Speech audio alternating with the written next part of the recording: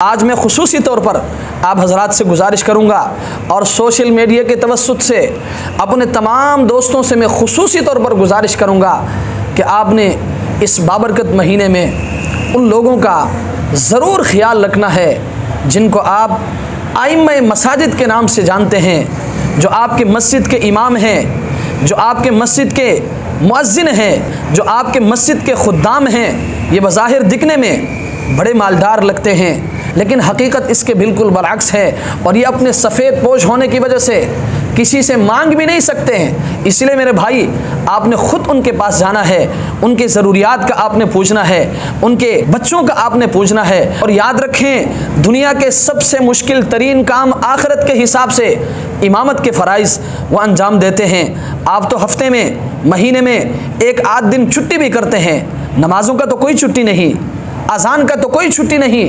इसलिए मेरे भाई, आपने खुसूसी तौर पर इस मुबारक महीने में अपने आइम्मा के पास जाना है, अपने मस्जिद के मुअज्जिन के पास जाना है, अपने मस्जिद के खुद्दाम के पास जाना है, उनकी ज़रूरियात का पूछना है, उनके बच्चों का पूछना है कि आपकी ज़िंदगी कैसे गुजर रही है, आपकी कोई परेशानी तो नहीं। अगर हैं और यकीनन है तो आपने उनके साथ भरपूर अंदाज में ताउन करना है और उनके ज़रूरियात को पूरा करना है।